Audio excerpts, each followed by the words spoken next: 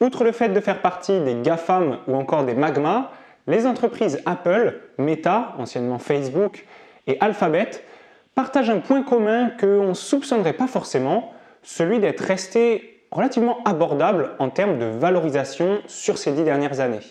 C'est un point qui est particulièrement important pour les investisseurs particuliers et pourtant qui n'est pas forcément souligné de manière très prononcée par les analystes professionnels. On peut alors se questionner sur les raisons qui expliquent ces niveaux de prix, mais aussi sur les raisons qui expliquent le désintérêt de toute une classe d'investisseurs. Salut les investisseurs sans cravate et bienvenue dans cette nouvelle vidéo.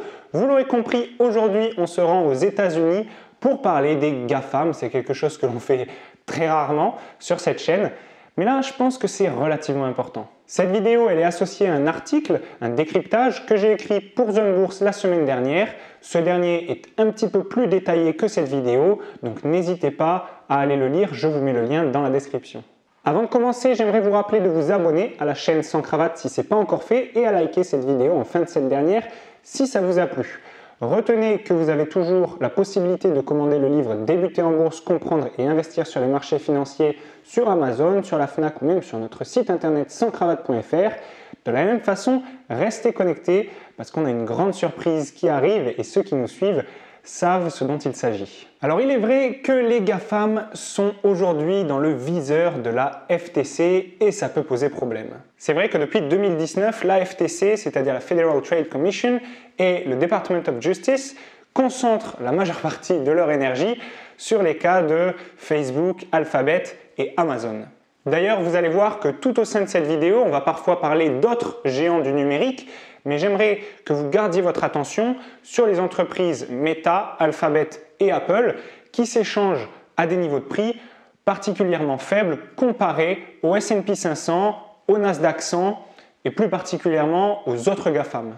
Pour rappel, la FTC, c'est une administration gouvernementale qui a pour rôle de protéger le consommateur contre des abus de position dominante et éviter en fait qu'il y ait des trop gros conglomérats qui se forment et qu'il y ait trop de puissance, si vous voulez, sur les marchés, ce qui conduirait potentiellement à une hausse des prix de certains produits ou à une baisse de qualité de ces derniers. La FTC, elle doit s'appuyer sur les lois antitrust qui sont apparues dans les années 1990 et qui sont restées au placard pendant pas mal de temps. D'ailleurs, si vous voulez connaître un petit peu plus d'histoire sur ces lois antitrust, rendez-vous sur l'article que j'ai mentionné en début de vidéo. En tout cas, la FTC, elle a le pouvoir d'infliger des amendes aux entreprises si elles ne respectent pas ces lois. Elle s'associe généralement au Department of Justice qui, lui, conduit le côté pénal, si vous voulez, de l'affaire. Et en regroupant leurs pouvoirs, qui se chevauchent aussi un petit peu quelque part, la FTC et le Department of Justice peuvent conduire au démantèlement de certains conglomérats s'ils jugent que c'est nécessaire. Et donc la visibilité sur l'avenir de ces géants du numérique est en effet compromise par les actions de ces différentes administrations gouvernementales américaines. On pourrait par exemple citer le cas Apple contre Epic Games, mais pas seulement américaine, parce que c'est vrai que même outre-Atlantique, la Commission européenne a infligé sur ces 10 dernières années un total de 8 milliards d'euros d'amendes à Google, par exemple. Donc ces événements, ils peuvent en partie expliquer la réticence que certains investisseurs ont à investir dans ces entreprises. Cependant, tout le monde n'est pas d'accord et par exemple, selon Tommy Douzièche, qui est analyste financier chez The Bourse, eh bien, ce risque de démantèlement, ce n'est pas un risque réel, mais pour l'instant, ça reste un risque perçu. Il ajoute même que si des démantèlements s'opéraient sur ces conglomérats, eh bien, il y aurait certaines branches d'activité qui pourraient individuellement mieux se valoriser en bourse que ce qu'elles étaient au sein du conglomérat initial, puisque ça permettrait en fait de créer des pure players. Il cite l'exemple de YouTube qui est aujourd'hui consolidé dans Google Services ou encore Twitch qui est dans Amazon. Il y a tout un autre tas de raisons qui peuvent permettre d'expliquer ces niveaux de valorisation. Lorsque vous faites des études en finance, la première chose qu'on vous apprend, c'est évidemment de regarder les taux de croissance. C'est quelque chose d'extrêmement important. Et c'est vrai que lorsqu'une entreprise est en croissance, justement, qu'elle est en train de pénétrer son marché, eh bien, on est habitué à avoir des taux de croissance de chiffre d'affaires à 2 chiffres. Mais cette croissance, elle s'atténue avec le temps au rythme, justement, que l'entreprise pénètre son marché. Et donc, lorsque l'entreprise est dite mature, eh bien, elle va cette fois-ci jouer sur ses coûts pour améliorer sa rentabilité. Mais c'est vrai qu'en termes de taux de croissance de chiffre d'affaires, on revient sur des chiffres et pas sur des nombres. Cependant, il semblerait qu'il y ait des entreprises qui fassent l'exception. C'est le cas des GAFAM qui connaissent une croissance effrénée depuis leur début et qui ne s'arrêtent pas, si vous voulez. On a l'impression qu'elles pénètrent un marché qui n'a pas de frontières. Le revers de la médaille, c'est que les opérateurs financiers se sont habitués à ces excellentes performances. Et de ce fait, le moindre écart qu'il y a entre les estimations qui avaient été faites sur les résultats et les publications réelles se paye extrêmement cher sur les marchés. C'est quelque chose qu'on observe très fréquemment pour le cas de Apple lorsque l'entreprise publie ses résultats trimestriels ou lorsqu'elle met en ligne ses keynotes par exemple. Et même si ces résultats trimestriels sont très bons, même si ces keynotes sont très prometteuses, eh bien on observe fréquemment donc une correction du cours parce qu'en fait les gens attendent toujours plus de ces entreprises qui sont habituées à publier même au-dessus de leurs estimations. On peut aussi citer l'exemple de Netflix pour le deuxième trimestre 2020.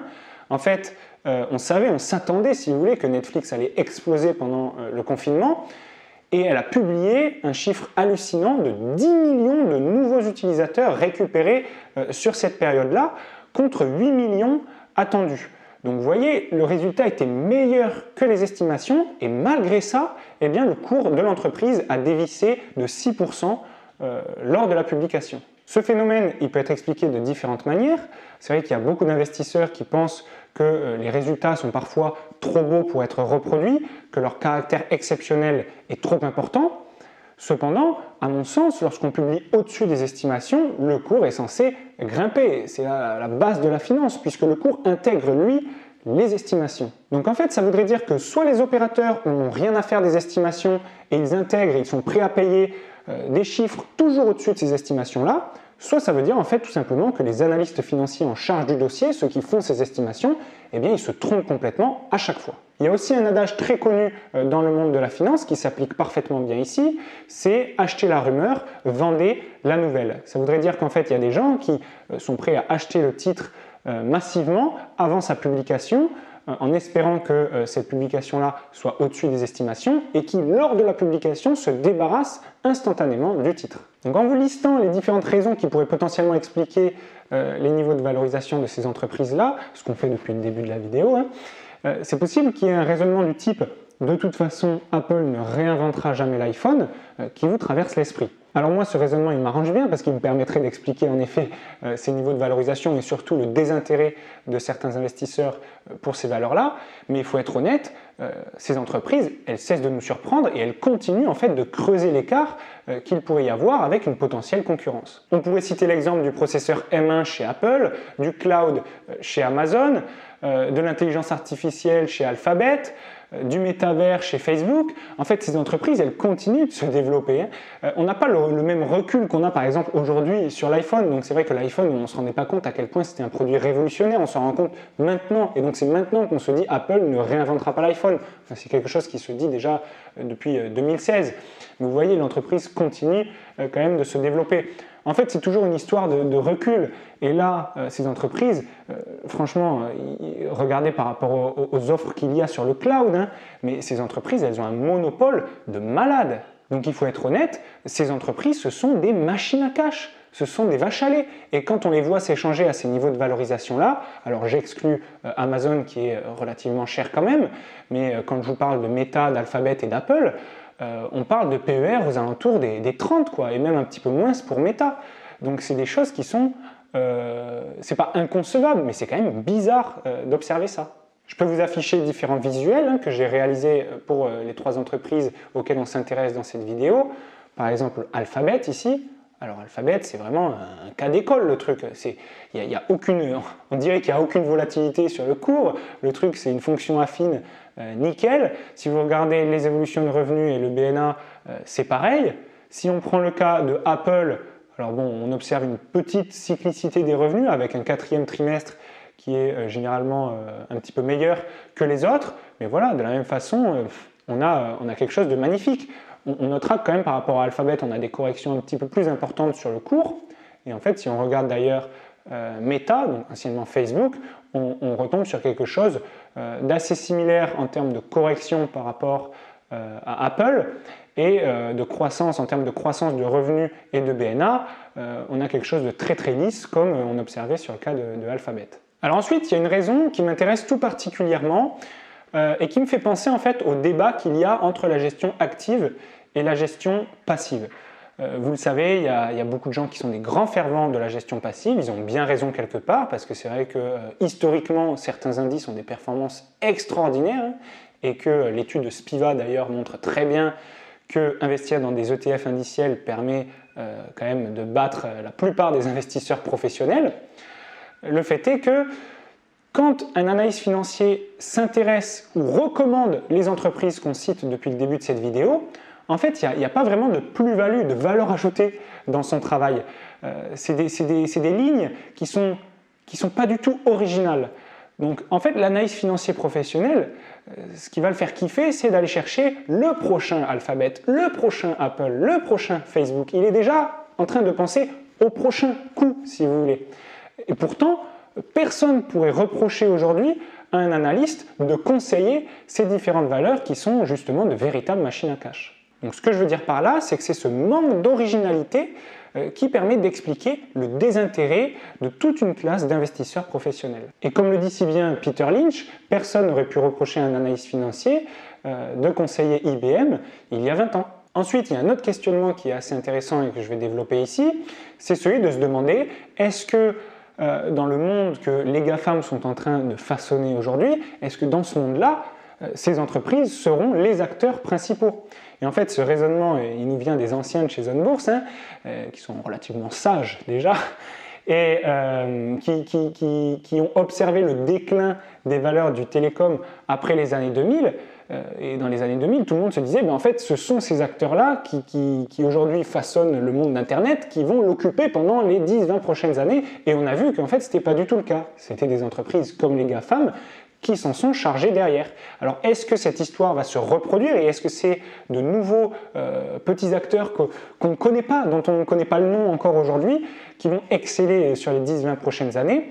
Ou est-ce qu'en fait, les entreprises qui seront les acteurs principaux, eh bien, on les a déjà sous le nez? Est-ce que ce seront Alphabet, Meta, Apple, Netflix, Amazon, etc. Enfin, il y a un dernier point que je voulais aborder, c'est le fait que ces entreprises sont extrêmement exposées médiatiquement. Alors, ces entreprises, mais aussi les dirigeants de manière individuelle. Alors, ces entreprises, elles tirent des avantages et des inconvénients de cette exposition. Mais de manière générale, ça reste de la pub gratuite. Bonne ou mauvaise, c'est de la pub gratuite. Concernant le recrutement, par exemple, c'est aussi à double tranchant. Enfin, il semblerait que ce soit à double tranchant.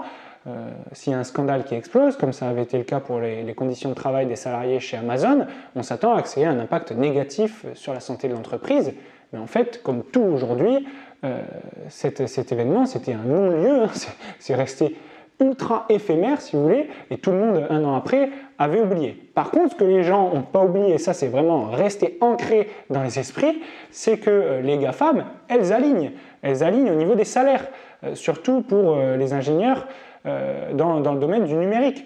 Et ça, c'est quelque chose qui est resté, c'est un avantage pour ces entreprises, ça leur permet d'attirer les meilleurs cerveaux tout autour de la planète. La surexposition de ces entreprises peut aussi conduire à des appels au boycott. C'est quelque chose dont on a l'habitude avec Amazon, par exemple, lors des périodes du Black Friday. Cependant, on voit que ces boycotts ont encore des impacts malheureusement très limités, hein, puisque Amazon publie toujours des chiffres extraordinaires, particulièrement extraordinaires dans cette période-là. On a aussi le cas de Facebook et Twitter concernant la censure, la liberté d'expression, ou même parfois leur refus de coopérer avec certaines entités juridiques pénales pour fournir des données sur des gens qui sont incriminés. Ça a été le cas d'ailleurs il me semble, avec Twitter France, hein, très très récemment.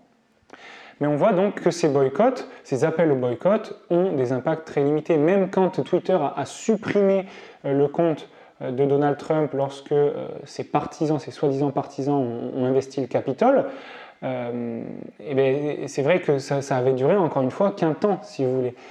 Il y a eu des manifestations, etc., des gens qui étaient pour cette censure, mais d'autres qui étaient contre ce geste-là, même s'ils n'étaient pas forcément partisans de la politique de Donald Trump. Alors on en parlait à l'instant, mais les dirigeants même de ces entreprises sont individuellement très exposés médiatiquement. Donc c'est un risque qui est non négligeable et qui peut encore une fois expliquer la réticence de certains investisseurs pour ces titres-là, puisque leur vie est passée au crible, la vie de ces dirigeants est passée au crible. S'ils font la moindre erreur, ça peut avoir un impact sur le cours de ces valeurs-là. Leur décès aussi, on peut citer Steve Jobs pour Apple. Alors finalement, sur le long terme, l'impact a été que très faible. Et on peut citer évidemment la vente de titres de la part de ces dirigeants qui sont très influents. Elon Musk pour Tesla par exemple, Mark Zuckerberg qui exerce ses options et qui vend des actions presque tous les jours ces dernières semaines, ces derniers mois. Tout ça, ça a un impact sur les valeurs, alors que normalement on devrait se concentrer sur l'activité de l'entreprise en fait. Et là on voit qu'on a des dirigeants très influents et encore une fois, ça peut expliquer le désintérêt de certains investisseurs. Alors vous voyez toutes les choses dont on vient de parler dans cette vidéo, cette impression d'arriver trop tard, les risques d'amende, de démantèlement, le désintéressement de certains professionnels, les performances difficiles à reproduire, le questionnement sur l'écosystème numérique de demain, la surexposition médiatique des entreprises et de ses dirigeants, toutes ces choses-là peuvent expliquer ces niveaux de valorisation en dépit du fait que ces entreprises soient de véritables machines à cash qui peuvent potentiellement être très intéressantes pour votre portefeuille. On va s'arrêter là pour cette vidéo, j'espère que cette dernière vous a plu. N'hésitez pas à exploser le bouton des likes et à vous abonner à la chaîne Sans Cravate. On se retrouve très prochainement dans une nouvelle vidéo. Ciao ciao!